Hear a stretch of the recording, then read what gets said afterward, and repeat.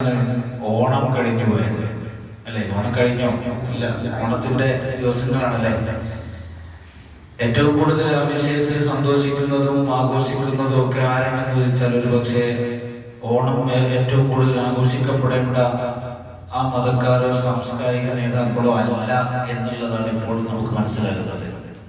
പരിശുദ്ധ റബീഉൽ ദിവസങ്ങൾ നമ്മളിലേക്ക് ആഗതമായ സന്ദർഭത്തിൽ ഇന്നലെ വണ്ടൂര് അങ്ങാടിയിലേക്ക് ഞാനിങ്ങനെ പോയ സമയത്ത്, അതാ നാട്ടിലേക്ക് പോകുന്ന സമയത്ത്, വണ്ടൂർ ഇറങ്ങിയ സമയത്താണ് ഞാൻ ശ്രദ്ധിച്ചത്, അല്ലെങ്കിൽ അതിന് മുമ്പൊക്കെ വരാറുണ്ടാവും, ശ്രദ്ധിച്ചത് അപ്പോഴാണ് ചില പെണ്ണുങ്ങളൊക്കെ മുസ്ലിം പെണ്ണുങ്ങൾ തട്ടവിട്ടിട്ട് പട്ട് സാരിയൊക്കെ കൊടുത്ത് ഇങ്ങനെ ബസ്സിൽ നിറഞ്ഞു നിൽക്കുന്നത് കണ്ടപ്പോ ഞാൻ അത്ഭുതപ്പെട്ടു പോയി. നമ്മുടെ ഈ ലോകം പോയിക്കൊണ്ടിരിക്കുന്ന ഏത് ഘട്ടത്തിലേക്കാണ് ഈ ലോകം പോയിക്കൊണ്ടിരിക്കുന്നത്? നമ്മളിപ്പോ നബിദിനാഘോഷത്തിനെ പറ്റിയിട്ട് നാട്ടുകാരോട് വഴുതു പറയുന്ന സമയത്ത് നാട്ടുകാർ പറയും അതൊക്കെ ആഘോഷിക്കണം, എന്തിനാ ഇതിനൊക്കെ ആവശ്യം? നബി അങ്ങനെയാണോ ജീവിച്ചത്? റസൂലുള്ളാഹി തങ്ങൾ ജീവിച്ചത് എങ്ങനെയായിരുന്നു?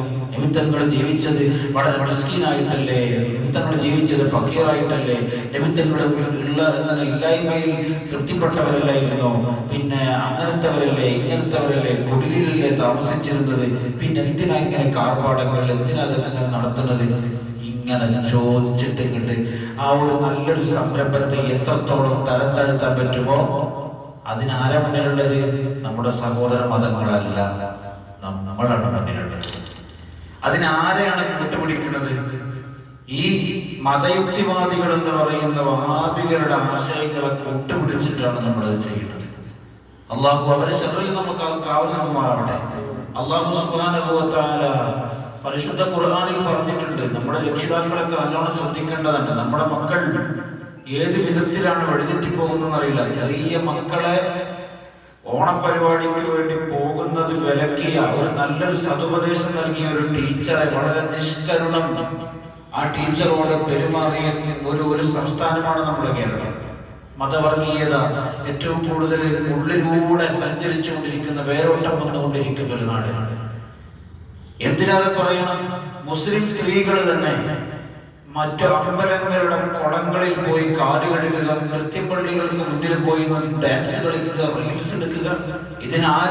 ഇതിനാരാണ് ഡ്രസ്സിന് വാങ്ങിക്കൊടുക്കാനോ അല്ലെങ്കിൽ സപ്പോർട്ട് കൊടുക്കുന്നത്? ഈ രക്ഷിതാക്കൾ തന്നെ. അല്ലാഹു ഖുർആനിലൂടെ പറഞ്ഞു, യാ അയ്യുഹല്ലദീന ആമനൂ ഖൂ അൻഫുസകും വഅഹ്ലീകും നാറാ. ഓ മുഅ്മിനീങ്ങളെ, നിങ്ങൾ എന്ത് ചെയ്യണം? ഖൂ അൻഫുസകും വഅഹ്ലീകും നാറാ. നിങ്ങളും നിങ്ങളുടെ ശരീരത്തെയും നിങ്ങളെയും നിങ്ങളുടെ കുടുംബത്തെയും നരകത്തിൽ നിന്ന് സൂക്ഷിക്കണമെന്ന് പരിശുദ്ധ ഖുർആൻ. നമ്മൾ അറിയില്ല ഇതൊന്നും പോയിക്കൊണ്ടിരിക്കുന്നത്. ഞാനതൊന്നും പറയാൻ ഉദ്ദേശിച്ചതല്ല. ഈ ഒരു കാലഘട്ടം കടന്നുപോയിക്കൊണ്ടിരിക്കുന്നത് അല്ലാഹുവിന്റെ ഹബീബ് സ്വല്ലല്ലാഹു അലൈഹി വസല്ലം തങ്ങൾ പറഞ്ഞു വെച്ചൊരു ഹദീസുണ്ട്. അവർ പറയുന്നുണ്ട്, ഒരു കാലഘട്ടം വരും. ആ കാലഘട്ടം വന്നു കഴിഞ്ഞാൽ ദീനിനെ കയ്യിൽ ഇങ്ങനെ ചുട്ട കല്ല് പിടിക്കുന്നത് പോലെ ദീനിനെ പിടിക്കേണ്ട ഒരു ഗതി വരുന്ന ഒരു സമയം വരുമെന്ന് മുഹമ്മദ് റസൂലുള്ളാഹി സ്വല്ലല്ലാഹു അലൈഹി വസല്ലം. ഒന്നും പറയാൻ കഴിയില്ല.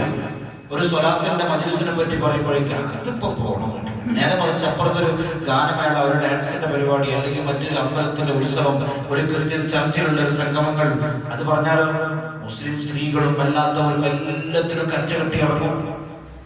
സഹകരണം എന്ന് പറയുന്നത് ഒരിക്കലും മതസ്നേഹം എന്ന് പറയുന്നത് മതസ്പർദ്ധ വർദ്ധിക്കുന്ന രീതിയിലുള്ള പ്രവർത്തനങ്ങളല്ല. നമ്മൾ കൊടുക്കണം, വാങ്ങണം, സ്നേഹം പങ്കിടണം, അവരോട് നല്ല രീതിയിൽ സംസാരിക്കണം. അവരുടെ ആരാധനാ വസ്തുക്കളെ നമ്മൾ വിമർശിക്കാനോ അല്ലെങ്കിൽ ആക്ഷേപിക്കാനോ പാടില്ല. അവരുടെ ആരാധനാ സ്ഥലങ്ങളിൽ നമ്മൾ മോശമായ സംഗതികൾ ചെയ്യാൻ പാടില്ല, തകർക്കാൻ പാടില്ല. അവരോട് നല്ല സമീപനങ്ങൾ നമ്മൾ നടത്തണം. ഖൗലൻ സദീദ, നല്ല സംസാരം സംസാരിക്കണം. നമ്മൾ മുസ്ലിം എന്ന ലേബലിൽ ഒരിക്കലും തരം താഴ്ന്നു പോകാൻ പാടില്ല. അല്ലാഹുവിന്റെ ഹബീബ് സ്വല്ലല്ലാഹു അലൈഹി വസല്ലം തങ്ങൾ പറഞ്ഞിട്ടുണ്ട്, മൻ ശാബഹൽ ഖൗമു ഫഹുവ മിൻഹും ഔ കമാ ഖാല. മുത്തനബി സ്വല്ലല്ലാഹു അലൈഹി വസല്ലം തങ്ങൾ പറഞ്ഞതാണ്, മൻ തശബ്ബഹ ബിഖൗമിൻ ഫഹുവ മിൻഹും.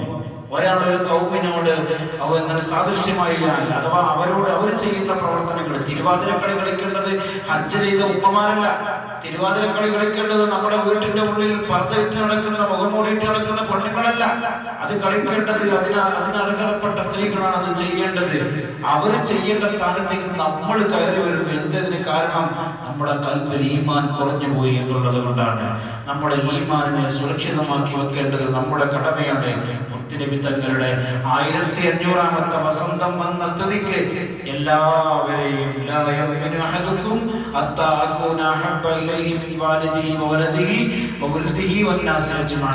അഖിലാണ്ടങ്ങളെക്കാളും സർവസ്വങ്ങളെക്കാളും ലോകൈക ഗുരു മുഹമ്മദ് മുസ്തഫ സ്വല്ലല്ലാഹു അലൈഹി വസല്ലമ തങ്ങളെ ഇഷ്ടപ്പെടാനും അവിടത്തേക്ക് അടുക്കാനും വേണ്ടി നമ്മുടെ കുടുംബത്തിനെയും നമ്മുടെ ബന്ധപ്പെട്ടവരെയും ഒക്കെ നമ്മൾ പാകപ്പെടുത്തി എഴുതുക. നമ്മുടെ കുട്ടികൾക്ക് അല്യം ഔലാദക്കും മുഹമ്മദ് റസൂലുള്ളാഹി സ്വല്ലല്ലാഹു അലൈഹി വസല്ലം മക്കൾക്ക് നല്ല റസൂലുള്ളാഹി തങ്ങളുടെ സ്നേഹം പഠിപ്പിച്ചു കൊടുക്കുക. അതൊക്കെയാണ് ഇസ്ലാമിന്റെ മാനദണ്ഡങ്ങളൊക്കെ എന്ന് ഓർമ്മപ്പെടുത്തി ഞാൻ അവസാനിപ്പിക്കുകയാണ്. അല്ലാഹു